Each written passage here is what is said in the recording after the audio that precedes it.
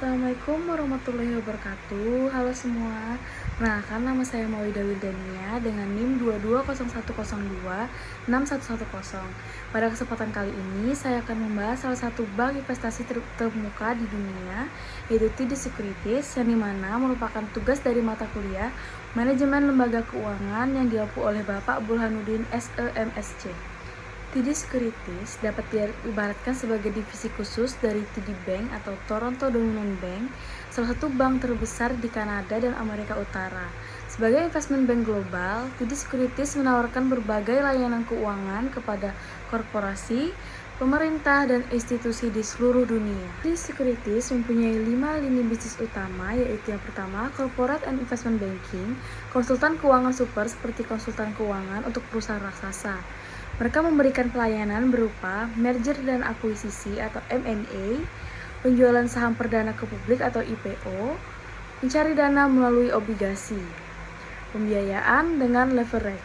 Lalu yang kedua ada global markets, perdagangan surat berharga seperti komoditas minyak, emas, logam mulia, saham perusahaan dari seluruh dunia, obligasi pemerintah dan korporasi, mata uang asing.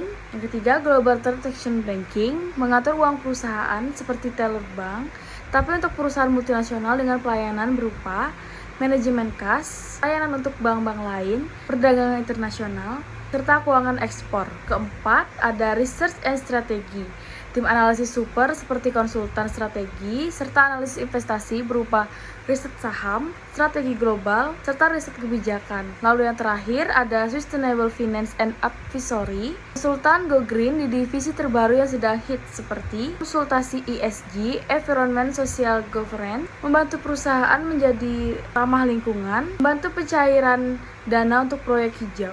Berdasarkan laporan keuangan, TD Securities menunjukkan pertumbuhan yang impresif di tahun 2024. Total aset melonjak 23,1% menjadi 26,1 miliar USD dari sebelumnya 21,2 miliar USD.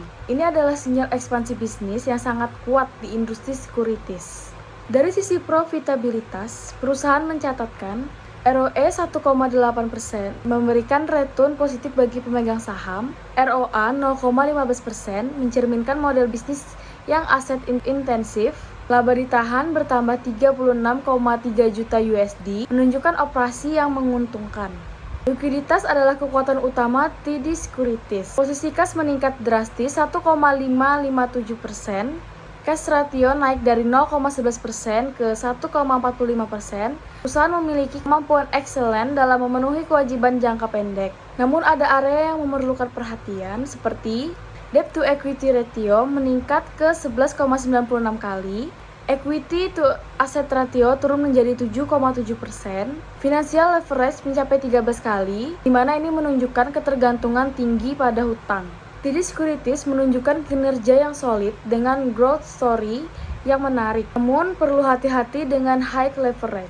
Keuntungan TD Securities berasal dari 1. Biaya komisi sebesar 30,35%, seperti mendapatkan komisi saat melakukan pelayanan M&A, mendapatkan fee jika perusahaan membantu IPO. 2. Perdagangan sebesar 40-45%, seperti jual beli saham, obligasi, mata uang. Untungnya dari selisih harga jual beli.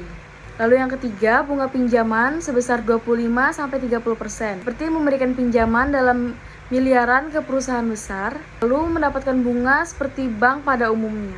Strategi TD Securities untuk tahun-tahun mendatang berfokus pada ekspansi selektif di pasar Amerika Utara melalui pertumbuhan organik dan akuisisi, digitalisasi proses dan platform perdagangan, serta pengembangan kapabilitas dalam sustainable finance.